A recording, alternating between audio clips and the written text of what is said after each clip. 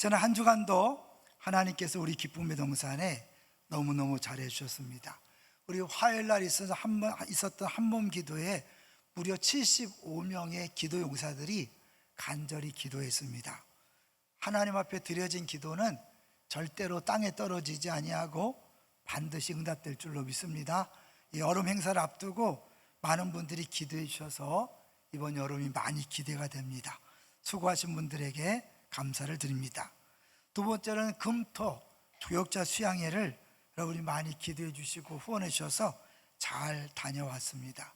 우리 교역자들이 큰 쉼과 위로를 얻었는데요, 저도 개인적으로 세 가지의 큰 깨달음이 있었어요. 우리 교역자들을 통해 잠시 후에 같이 나눠보도록 하겠습니다. 세 번째로는 이제 본격적으로 여름 사역이 이번 주부터 시작합니다. 청년대학부 계속 강구하는 것처럼 여러분 마음껏 뛰면서 찬양하고 싶은 분들은 같이 한번 동참해 주십시오. 그리고 고등부 수련회도 보니까 귀한 프로그램이 준비된 것 같아요. 우리 특별히 예수 동행 일기를 쓰고 싶은 분들 참여하시면 좋을 것 같아요. 여름 사역을 위해서 기도해 주시고 또 마음에 감동하시면 주저하지 않고 물질로 후원해 주시고, 가장 좋은 건 여러분이 참여하셔서 은혜를 받는 겁니다. 특별히 책세어라고 있죠. 책세어는요 어떻게 시작됐냐면, 제가 안산동산교 부목사 있을 때 3주 연속 새벽 기도회를 인도했습니다. 우리가 한동안 고잔동에서 일주일, 학교 예배당에서 일주일, 시와 예배당에서 일주일을 했어요. 3주 연속을. 그러면 이제 지쳐요. 그런데 몸은 지치는데 영은 살아나는 걸 경험했어요. 그래서 제가 우리 부교육자들에게 은혜의 길을 주기 위해서 여름에 이렇게 일주일씩 맡깁니다. 근데 그냥 맡기면 자원이 딸리잖아요. 그래서 1년 동안 가장 은혜 받은 책을 중심으로 전해라. 그러면 이제 본인 생각이 아니라 그 저자를 통해 받은 은혜를 누릴 수 있잖아요. 그래서 우리 다음 세대는 성경학교 수련회를 통해서 은혜 받고, 우리 어른들은 책세를 듣고 은혜 받아서 여름이 뜨거워서 지치는 게 아니라 성령의 뜨거운 역사를 경험하는 복된 기회가 될 줄로 믿습니다. 선용하시기 바랍니다. 자, 이제 오늘 제목을 같이 보겠습니다. 대단한 엘리후입니다. 대단한 엘리후를 칭찬하는 게 아니라 엘리후를 약간 비꼬는 거죠. 대단하다 이렇게. 그리고 대지를 보시면 온전한 지식이요 똑같은 말들이다. 제가 이번 교육자 수련회 가서 가장 큰 은혜를 받은 게 뭐냐면, 우리 초등부를 담당하는 박영 전사님이 잠깐 틈났을 때 묻더라고요. 목사님은 이번 주일 설교를 어떤 방향으로 하실 겁니까? 그래갖고 왜? 난 지금 나니아 연대기로 시작하려고 하는데, 그랬는데 수요일 날 제 설교를 들으면서 그 엘리후에 대해서 긍정적인 쪽으로 설교하실 것 같은데 자기는 아니라고 하는 거예요. 그래서 아니야, 어차피 학자들의 의견도 다르니까 그냥 다를 수 있다 얘기하고 해라 그렇게 얘기했어요. 근데 내가 왜 그렇게 하냐고 물어봤더니 한 그 교수님의 인터넷 강의를 들었는데 거길 들어보니까 알겠다 하는 거죠. 그래서 제가 물었어요. 누구냐? 그 동영상을 보내줘서 제가 그걸 시청하면서 내가 그동안 이 욥기가 이게 뭔가 좀 잘 준비된 작품 같은데 그게 안 나와서 고민했었는데 눈이 열렸어요. 그걸 오늘 같이 나눌 수 있게 될 것 같아요. 그래서 너무 큰 깨달음과 기회가 됐어요. 자, 먼저요, 우리 나니아 연대기 한번 소개해 보려고 합니다. 나니아 연대기 우리 한번 꼭 읽어보세요. 이번 여름에. 이건 C.S. 루이스라는 사람이 쓴 판타지 소설인데, 저 사자가 아슬란이거든요. 예수 그리스도가 어떠한 형태의 구원자인가를 보여주는 아주 멋진 작품이에요. 근데 저기에 보면 아슬란을 소개하는 내용이 나와요. 그 다음 보여주세요. 뭐라고 소개하냐면, 이 톰 누스에게 무슨 일이 일어난 거죠? 마녀에게 잡혀갔다는 거죠. 그럼 우리가 뭐라도 해야 되는 거 아닌가? 그럴 때 저 가운데 앉아있는 바비들이 이야기해요. 다 소용없어요. 하지만 걱정 말아요. 지금 아슬란이 사자가 오시고 계시니까요. 그분은 누구죠? 물었어요. 그래, 그 다음에 한번 읽어보겠습니다. 시작. 예시에 이런 구절이 있어요. 아슬란이 오실 때 악이 바로 잡히리라.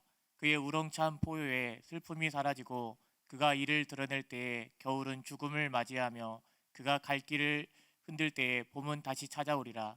그분을 보면 깨달을 겁니다. 네, 이제 아슬란이 결 구원자로 오는 걸 상징하는데 그 아슬란을 뭐라고 소개하는가가 중요해요. 그분은 왕이다. 온 숲의 왕이고 동물의 왕이다. 그분은 사자다. 뭐 이해되죠? 그 다음에 위대한 사자고 용맹한 사자인데 길들지 않은 사자다. 길들지 않은 사자란 뜻이 뭐냐면 그분은 야성을 강조하는 거예요. 그래서 자유와 주권을 부각시키는 거죠. 이 C.S. 루이스라는 대단한 분인데 하나님을 우리가 우리 식대로 정의해서 우리가 생각하는 하나님을 믿다 보니까 신앙생활이 어려운 거예요. 어때요? 욥기를 계속 듣다 보니까 생각지 않은 고난들이 또 왔죠. 갑자기 뭐 허리가 아픈다든지 교통사고를 당한다든지 가족 중에 어려운 일이 있다든지 그럴 수 있어요. 근데 그런 일이 왔을 때 계속 욥기를 배웠지만 뭐예요? 딱 드는 생각이 왜 하필 나에게 이때에 즉 하나님이 왜 이런 고난을 주시는가라고 왜라는 질문을 하게 돼 있어요. 왜냐하면 내가 생각한 하나님이라면 이런 여름 행사를 앞두고 여름 사역을 앞두고 더 건강을 주시고 환경과 조건을 열어주셔야 되는데 오히려 더 어렵게 만드는 건 왜 그럴까? 그 왜라는 질문은 뭐예요? 내가 생각한 하나님은 그럴 수가 없는데 하나님이 그렇게 했다는 거잖아요.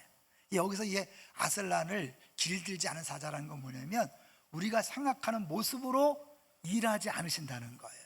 그래서 그분은 원할 때 원하는 방식으로 나타나 자신의 방식대로 일하고 자신의 때에 사라진다. 그러니까 원하는 때 하시는 거예요. 하나님 하시는 일을 모르는 거예요. 그런데 지금 욥기에서 계속 보여주는 건 뭐예요? 욥의 세 친구가 자기가 알고 있는 하나님을 가지고 욥을 위로한답시고 말하는데 욥을 위로하는 게 아니라 더 고통을 주잖아요. 그래서 우리에게 가르쳐 주는 것이 뭐예요? 함부로 말하지 말아라. 함부로 말하면 위로가 아니라 고통을 준다.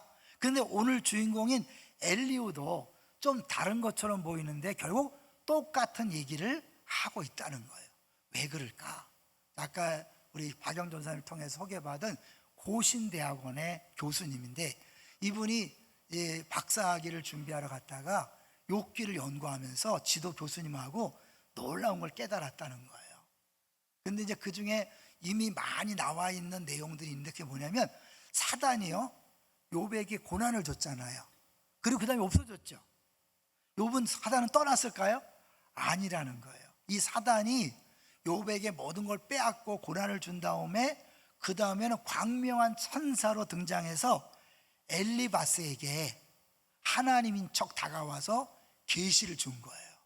그 계시 때문에 엘리바스가 자신만만하게 욥에게 하나님이라고 소개했고 그 친구 2명 돼서 3명이 그랬는데 결국에는 이 엘리후도 마지막에 똑같은 얘기를 한다는 것이 이제 그 강의의 핵심 내용이에요. 근데 그거를 이제 좀 이따 볼 텐데요. 우리 그 전사님 한 분이 사실 호주에서 많이 어려움을 겪고 본인이 어려움을 겪었기 때문에 한국에 와서 어려움을 당한 사람을 만났을 때 무슨 말을 할 수가 없더래요. 그래서 장례가 났는데 그냥 매일 갔대요. 매일 가서 아무 소리 안 하고 같이 있다가 식사 시간 되면 밥만 먹고 왔다는 거예요. 근데 마음속에 내가 계속 밥만 먹어서 식비만 축내는 거 아닌가 이런 생각을 하면서 그래도 할 말이 없어서 그냥 같이 있다 왔다는 거예요. 장례가 끝난 다음에 말하더래요. 고맙다고. 아무 소리 안 하고 같이 있어줘서 고맙다는 데. 그리고 욥기의 핵심 주제는요 위로예요. 위로. 핵심 주제가 고난이고 고난을 어떻게 해석하고 어떻게 이길 것인가를 아는 지혜를 얘기하지만 결국 그걸 통해 욥을 위로하고자 하는 것이 오늘 내용이잖아요. 그래서 욥기는 처음부터 마지막까지 위로에 대한 이야기를 계속해요. 결정적으로 그 위로라는 단어가 어디 나오냐면 우리 42장 가볼게요. 제가 몰랐었어요. 놀랍게 깨달았어요. 42장 6절 42장 6절에 보시면 같이 한번 읽어볼까요? 시작. 그러므로 내가 스스로 거두어 드리고 티끌과 제 가운데에서 회개하나이다. 여기 회개한다 그랬잖아요. 그러니까 우리는 욥이 함부로 말한 것을 회개한다 그런 것 같지만 여기 보니까 티끌과 제 가운데서 회개한다 그랬잖아요. 요 티끌과 제 가운데라는 표현은 이제 욥이 하나님을 만나기 전에 자기 상황을 얘기했던 거거든요. 근데 동일한 상황을 얘기하면서 회개한다는 건 맞지 않고 이것이 내가 위로를 받았습니다라고 그렇게 해석해야 된다는 거예요. 제가 읽어볼게요. 그러므로 내가 했던 모든 말, 생각을 포기합니다. 비록 티끌과 제 가운데 있지만 이제 위로를 받았습니다. 이제 위로를 받았습니다. 근데 이 2장 11절에도 위로를 시작해서 42장 11절에 이제 마지막에도 위로가 나와요. 그것도 한번 볼게요. 2장 11절로 가볼게요. 2장 11절. 제가 이 확실한 근거를 갖고 얘기하니까 여러분 두려워하지 마세요. 2장 11절 같이 한번 읽어보겠습니다. 시작. 그때 욥의 친구 세 사람이 이 모든 재앙이 그에게 내렸다 함을 듣고 각각 자기 지역에서부터 이르렀으니 곧 대만 사람 엘리바스와 수아 사람 빌닷과 나아마 사람 소발이라. 그들이 욥을 위문하고 위로하려 하여 서로 약속하고 오더니. 뭐 하러 왔어요? 위로하려고 왔어요. 그런데 그들이 잘못된 하나님의 지식을 가지고 자기 식대로 하나님을 이야기함으로 위로가 아니라 더 큰 고통을 줬죠.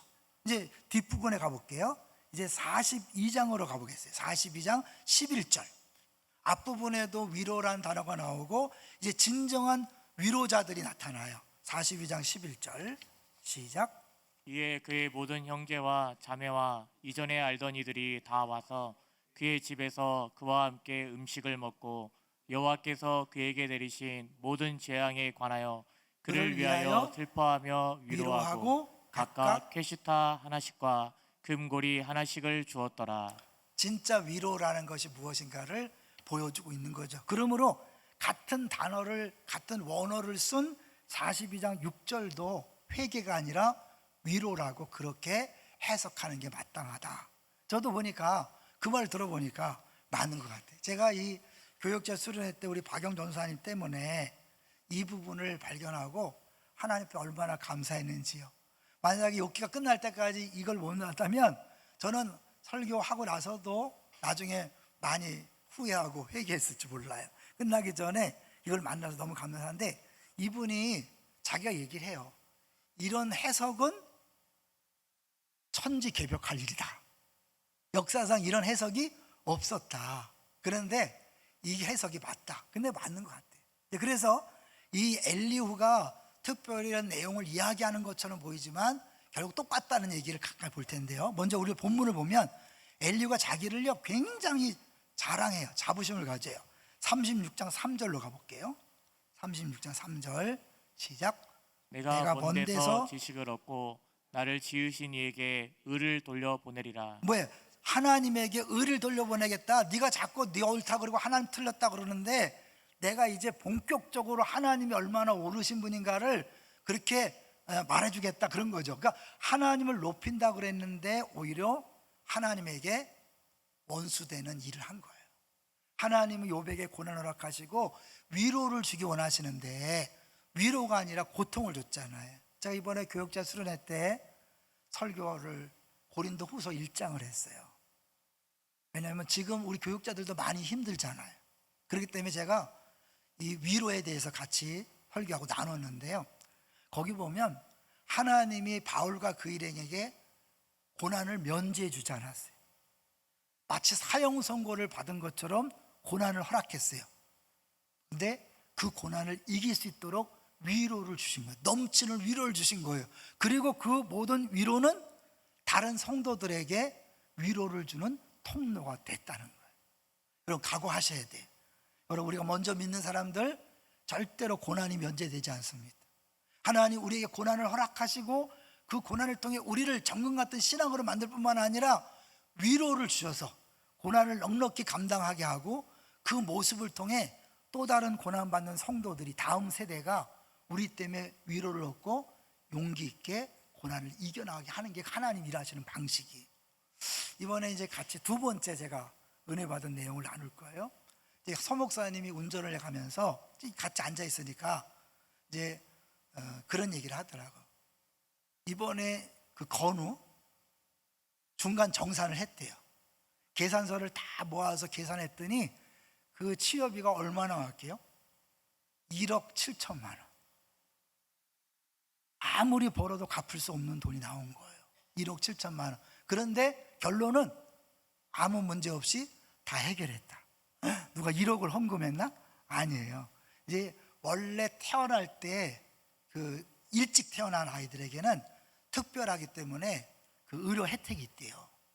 그리고 몸무게가 1kg, 그러니까 그까지 미숙한데 1kg만 돼도 혜택이 또 있대요. 근데 이 건우는 일찍 태어났고 1kg도 안 되는 거예요. 그러니까 이게 이 혜택이 막 더블로 되어진 거죠.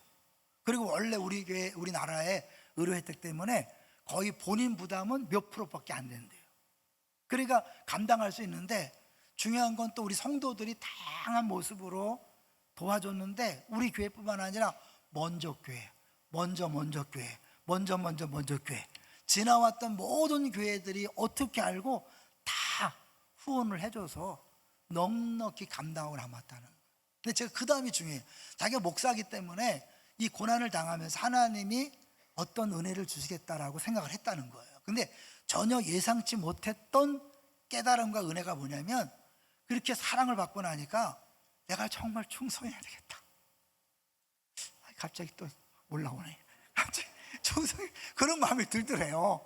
그러니까 뭐 소역자니까 죽도록 충성, 이게 아니라 내가 받은 위로와 사랑이 너무 크다고 느끼니까 충성하겠다.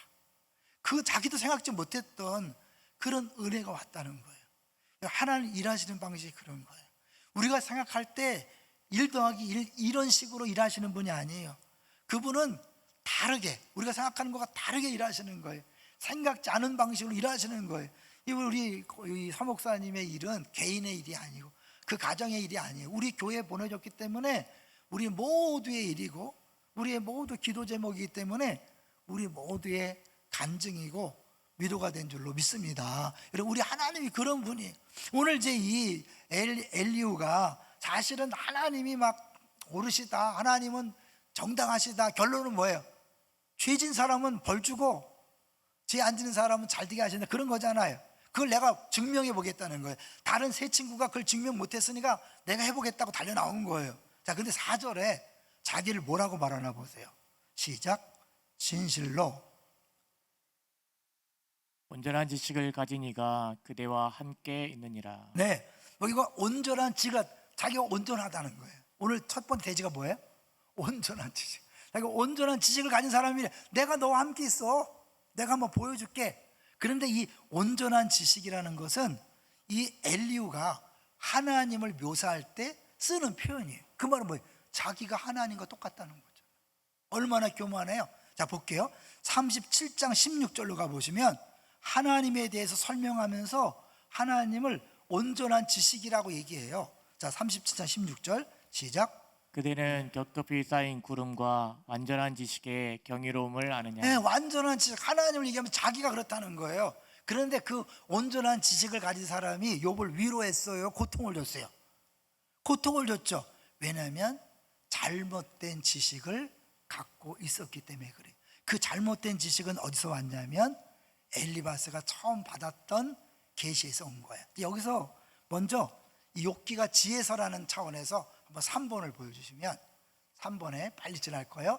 여러분, 잠언은 이 땅에서 잘 사는 창조 원리예요. 그야말로 의인은 복받고 악인은 벌받는, 그걸 이야기하는 거예요. 근데 욥은 좀 달라요. 욥기는 창조 원리 질서에도 불구하고 발생하는 이상한 고난과 악의 문제가 있는데 그 배후에는 사단이 있다는 거예요. 그 사단이 역사하는데 하나님이 그 사단을 심판할 것임을 욥기를 통해 보여주고 있는 거예요. 나머지는 나중에 여러분이 인터넷에 보고 봤으면 좋겠어요. 자, 그래서 이제 이 엘리바스가 받은 계시가 뭔가를 볼 텐데요. 4번을 보여주세요. 4번. 엘리바스의 계시의 중요성이 뭐냐면, 그 잘 보시면 첫 번째 첫 대화에도 엘리바스가 받은 계시가 인용되고 계속 인용되고, 엘리후 때도 결국 그가 처음과 마지막을 엘리바스가 한 이야기를 하는 거예요. 그 둘째 돼지가 뭡니까? 오늘 둘째 돼지가 다 똑같은 얘기를 하는 거예요. 결국 새로운 얘기가 아니라 엘리가 한 얘기가 다 엘리바스가 한 얘기인데 그걸 한번 구체로 볼게요. 자, 한번 같이 보겠습니다. 우리 엘리바스의 요거는 뭐냐 4장이에요. 4장 12절로 가볼게요. 좀 어렵지만 여러분 결론은 감동이니까 참고 따라오세요. 4장 12절부터 잠깐 보겠습니다. 4장 12절. 이 엘리바스가 처음 나서서 막 욥을 막 그렇게 회개하라고 말했잖아요. 그가 왜 이렇게 확신 있게 얘기했냐면 이거예요. 4장 12절 시작. 어떤 말씀이 내게 가만히 이르고 그 가느다란 소리가 내 귀에 들렸었나니. 말씀이 임했다는 거예요. 자기는 하나님이 했다는 거죠. 13절 시작. 사람이 깊이 잠들 즈음 내가 그 밤에 본 환상으로 말미암아 생각이 번거로울 때 14절 두려움과 떨림이 내게 이르러서 모든 뼈마디가 흔들렸느니라. 더 15절까지 그때 영이 내 앞으로 지나매 내 몸에 털이 쭈뼛하였느니라. 이게 하나님이 주신 말씀이 아니라는 증거 중에 하나인데 7가지를 얘기하더라고. 근데 그게 뭐냐면 하나님 우리가 두려움과 떨림을 주는 분이 아니에요. 여러분 꿈 꿨는데 무섭다. 개꿈입니다. 100% 개꿈이에요. 여러분 그 꿈자리가 사납다. 100% 개꿈인 거예요. 하나님은 꿈으로 그렇게 두려움을 주는 분이 아니에요. 여기도 뭐예요? 하나님 말씀했는데 두렵고 떨렸다. 몸에 털이 쭈뼛했다. 하나님 그렇게 말씀하지 않아요. 하나님 말씀하시면 반드시 위로와 평안이. 여러분 신앙생활 잘 하셔야 돼요.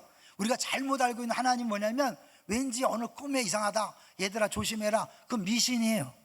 하나님이 알아서 막아주시고 알아서 보호해주는 거 알겠죠? 그러니까 결국 이 부분에서 이게 하나님 주신 게 아니라는 거예요. 다른 이유도 많이 있어요. 나중에 제가 근거를 말씀드릴 테니까 나중에 이게 이 중에 하나가 이게 뭐냐면 사단이 줬다는 거예요. 그 사단이 고난만 주고 떠난 게 아니라 광명한 천사로 다가와서 엘리바스에게 딱 하나님처럼 말씀을 주고 이들은 하나님 나한테 계시를 주셨다. 그러므로 이건 확실한 거야. 그리고 그들이 하나님이라고 얘기했던 그것이 욥기 내내 뭐예요? 틀린 얘기였어요. 하나님을 박스에 가둬 놓고 하나님 이런 분이야 라고 거기다 막 깨맞히니까 욥은 아니잖아요. 아닌데 막 깨맞히니까 너무 힘들었어요. 그 욥이 아니라 그러니까 야 아니 땐 굴뚝이 연기는 아니야. 네가 지금 고난받는 거 보니까 반드시 너가 죄를 지은 거야. 빨리 회개해. 잘 보세요. 위로를 그들이 왜 그렇게 말했냐면 네가 지금 고난당하는 게 너무 힘들어. 빨리 고난에서 벗어났으면 좋겠어. 그러니까 고난에서 빨리 벗어나는 길은 뭐예요? 이 고난이 왜 왔는지를 해석해야 되죠. 그리고 해결책을 해야 되잖아요. 나름대로 지혜를 가지고 야 이 고난은 네 죄 때문에 온 거야. 회개하고 빨리 벗어나. 그를 위해서 돕는다고 했지만 결론은 돕는 게 아니라 더 욥을 죽였죠. 왜요? 이게 사단에게서 온 계시기 때문에 그런 거예요. 조심하세요. 여러분도 신앙생활 하다가 잘못된 공동체, 잘못된 강의, 잘못된 설교를 들으면 신앙생활이 행복하지 않아요. 이번에 우리 전사님 라이브스를 읽다 보니까 호주에서 거의 근 10년을 이상한 공동체 속에서 고통 속에 지냈는데 자기는 그것이 훈련인 줄 알고 그냥 버텼다는 거예요. 기억합니다. 이번 여름에 봉사하다가 행복하지 않고 억지로 한다면 가짜일 가능성이 있습니다. 여러분이 알고 있는 하나님이 잘못됐든지 우리 공동체가 잘못된 둘 중에 하나예요. 자신만만합니다. 우리 공동체 잘못되지 않았죠? 이상을 강요하지 않죠? 이상 가르치지 않죠? 그렇다면 여러분이 하나님을 이상한 데서 듣고 와서 잘못 알고 있는 여러분 일가 친척 중에 신앙생활하는데 힘들어한다. 그 공동체를 한번 점검해 보라고 하세요. 뭘 가르치는지를 점검해 보고 그리고 본인이 믿고 있는 하나님이 어떤 하나님인지를 점검해 볼 필요가 있습니다. 자 이제 4번으로 가볼 텐데요. 이 엘리바스의 계시의 중요성을 5번을 보겠습니다. 5번을 보겠습니다. 5번에 보면 끄집어지 욥의 세 친구들은 뭐예요? 야 하나님이 계시하셨어. 너 이 고난당하는 건 죄 때문이야. 그래서 보응신앙을 계속 얘기하죠. 그래서 너 빨리 죄 회개해라. 그런데 욥은 아니야. 난 아무리 뒤져봐도 이 고난당할 만큼 죄가 없어. 자기도 보응신앙을 믿었지만 이게 해석이 안 되는 부분이 있구나. 그렇죠? 깨닫고 나서 어떻게 해요? 이 신학적 딜레마를 가지고 하나님 앞에 나가서 기도하는 거예요. 그렇기 때문에 하나님이 욥에게 나중에 응답하셔요. 어떻게 하냐면 욥기 우리 38장으로 한번 가보세요. 38장 가면 이것도 해석이 또 어려웠는데 이것도 이제 해석이 잘못됐기 때문에 오해가 온 거예요. 자, 38장 1절. 여기서 이게 단순히 말씀이 아니라 응답이라는, 그때 여호와께서 폭풍 가운데서 뭐예요? 욥에게 말씀하여 이르시되, 근데 원어적으로 보면 이게 응답하여 이르시되, 욥이 그렇게 끊임없이 고통 중에 기도했던 것을 하나님이 응답하심으로 이렇게 말씀하시는 것이고, 그렇기 때문에 아까 왜 회개가 아니라 위로를 받았다고 그렇게 하는 거예요. 자, 6번을 보여주세요. 6번을 보여주시면, 6번 박스, 6번을 보면 이제 엘리후 발언을 간단히 보면 세 친구에 대해서 하는데, 세 친구 맞다, 이들의 말이 맞아. 그리고 욥에게는 뭐야? 야, 너 틀렸어. 너 그렇게 계속 빡빡 우기는데 틀렸어. 왜? 왜냐하면 자기도 엘리바스의 그 계시가 맞다고 믿으니까. 결국은 엘리바스 계시를 통해서 보응신앙을 계속 주창하고, 그렇기 때문에 확신을 가지고 하는 거예요. 이런 중요해요. 여러분도 다른 사람 말할 때 확신을 갖고 하게 하잖아요. 내가 믿는 하나님이 진짜라고 하잖아요. 근데 그게 상대방 위로가 안 된다면 가짜예요. 동의하시나요? 멈추세요. 말하지 마세요. 함부로 말하지 마세요. 욥기를 우리가 배우고 설교를 들었다면 이제 섣불리 답을 주지 마세요. 하나님은 우리가 알 수 있는 분이 아니에요. 동의하시나요? 모르기 때문에 함부로 판단하고 함부로 해석해서 말하지 마시고 그냥 울어주는 거예요. 함께 있어주는 거예요. 기다려주는 거예요. 언제까지? 하나님이 42장이라는 어마어마한 분량을 통해 욥을 변화시키고 그에게 결국 답을 주시고 위로해 주신 것처럼 기간이 필요한 거예요. 여러분 섣불리 빨리 나서지 마시기 바랍니다. 자, 이제 7번을 볼 거예요. 7번. 이제 어려운 거 다 갔어요. 7번을 보시면, 자, 뭐예요? 엘리후 발언이 처음 시작했죠. 마지막에 엘리바스께 엘리후로 연결되는 거예요. 그러니까 앞뒤가 똑같은 내용을 이야기하는 거예요. 그러니까 엘리후도 똑같이 이 착하면 복받고 악하면 벌받는다, 이 얘기를 했기 때문에 욥에게는 해당되지 않는 거예요. 하나님이 그걸 끝까지 다 참고 계시다가 욥이 그것 때문에 막 탄식하고 하나다. 욥은 뭐예요? 거기서 끝나는 게 아니에요. 이제 악을 보면서 자기가 죄를 안 졌는데 고통을 당하는 거 보면 지난주 생각나세요? 이제 아들이 군대 가면 군인들이 보인다 그랬죠. 내가 이 죄 없이 악 고난을 당하면서 내 주변에 고통당하는 사람들이 보이기 시작하는 거예요. 그러면서 왜 하나님이 살아계시는데 이런 고난과 아픔이 있는가? 내가 알고 있었던 인과응보의 신학을 벗어나는 그 부분을 깨닫기 시작하면서 하나님 이게 뭡니까? 라고 이제 뭐예요? 불평원망이 아니라 정말 하나님 앞에 나아가는 거죠. 그 하나님께서 이제 그 기도에 대해 응답하시고 말씀하시고 회복시킴으로 말미암아 이제 욥을 하나님께서 고난을 허락하셨고 함께 했다는 것을 보여주고 있는 거죠. 마지막으로 욥기 전체의 구조를 한번 볼 거예요. 9번을 보여주시면 한마디로 욥기 전체는 핵심은 지혜예요. 지혜를 어디서 찾을 수 있나? 사람이 모른다는 거예요. 하나님만이 알 수 있다. 그래서 결국 욥기, 잠언, 전도서 다 뭐예요? 여호와를 경외하는 것이 지혜의 근본이다. 우리를 모른다. 하나님 믿고 따라가는 것이다. 하나님 믿고 순종하다 보면 하나님께서 우리 길을 인도하신다. 할렐루야. 근데 그 길에 우리만 가는 게 아니라 나의 등 뒤에서 나를 도우시는 주. 좀 이따 같이 부를 거예요. 내 등 뒤에서. 왜 그런 표현이 나왔을까요? 안 보여. 해석이 안 돼. 설명이 안 돼. 그런데 늘 내 뒤에서 주님이 함께 하시는 거예요. 여호와는 나의 목자시니 내가 부족함이 없다. 맨 뒤에 뭐예요? 여호와의 선하심과 인자하심이 나를 따르리니. 이건 뭐냐면 경원처럼 뒤에서 늘 보호하면서 가시는 게 하나님의 일하심이란. 근데 그 하나님은 내가 원하는 방식으로 일하지 않아요. 내가 원하는 때 나타나지 않아요. 하나님 자유예요. 하나님 마음껏 하시는 거예요. 그래서 8번을 보여주시면 이제 아까 나니언에게 나온 이야기를 해볼 거예요. 그는 얽매이는 것을 좋아하지 않아요. 절대로 그에게 강요해서는 안 돼요. 아시겠지만 그는 거칠답니다. 왜냐하면 길들여진 사자와 다르기 때문이죠. 하나님을 우리 마음대로 조종하려고 하지 마세요.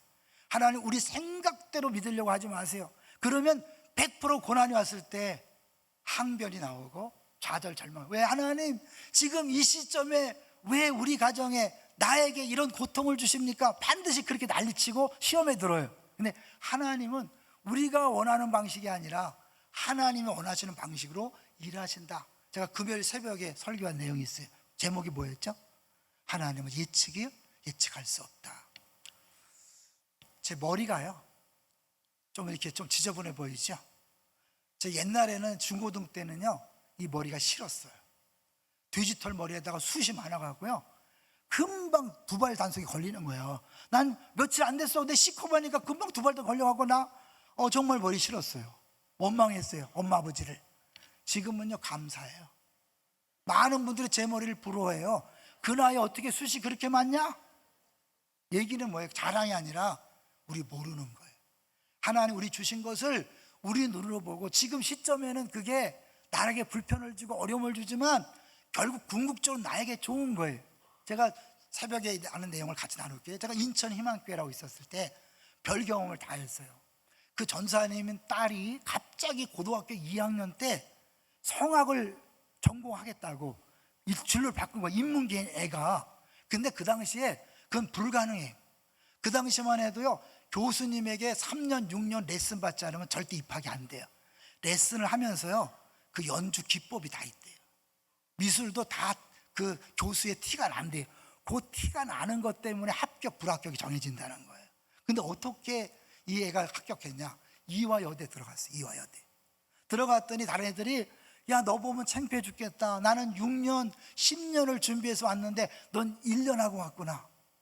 근데 그렇게 된 이유가 뭐냐면 그 당시에 갑자기요 입시 비리 문제가 터져갖고요 근데 만연해 있던 그 입시 비리, 교수 레슨 받아야만 합격되는 걸 완전히 뒤집어 엎어갖고 다 잘라버리고 완전히 제로. 그냥 그런 전혀 비리가 없도록 그렇게 한 애가 고였어요. 그래서 얘가 들어간 거예요. 하나님이 한 아이를 입학시키기 위해서 한국 전체를 뒤집어 엎는 걸 봤어요. 물론 다른 일도 있겠지만. 그러나 또 다른 면, 제가 가끔 말씀드렸지만 황인철 장로님이란 분이 1년 동안을 간증하며 다녔는데 사기 도박단에 걸려서 도박비 빚지고 안 갚아갖고 그 SBS, MBC, KBS에서 방송이 까발려서 대망신을 겪었어요. 양극단이. 하나님은 좋은 쪽으로 우리가 이해할 수 없는 방식으로 일하실 수 있는 분이에요. 이쪽으로 무시무시하게 어마어마한 고통을 주는 방식으로도 일하실 수 있는 분이에요. 우리는 하나님이 왜 그렇게 하는지 몰라요. 그러나 결국은 다 합력하여 선을 이루시는 거예요. 믿습니까? 이제 빨강머리 애니라는 거 혹시 아세요? 예전에 다니엘 기도에 왔던 한 목사님이 얘기해서 많이 유명해졌는데 그 빨강머리 앤에 보면 그 주인공이 이런 말을 해요. 엘리즈가 말했어요.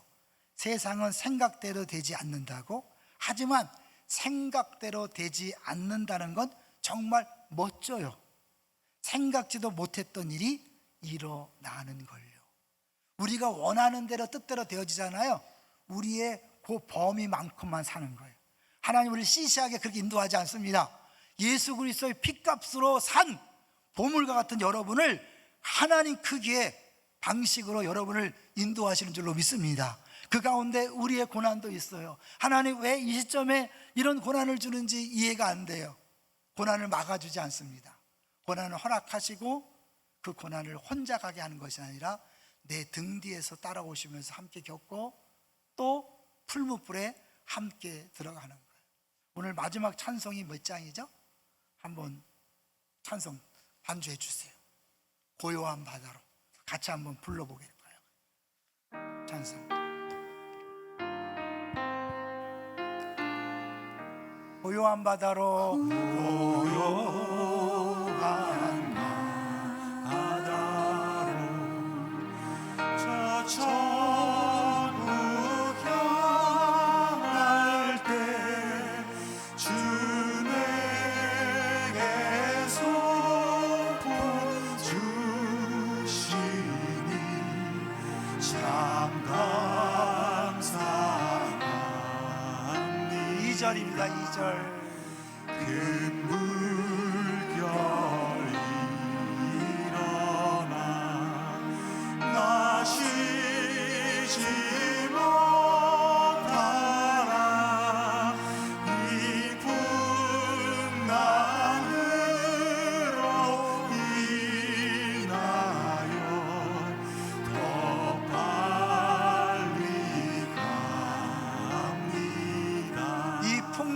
인하여 더 빨리 갑니다.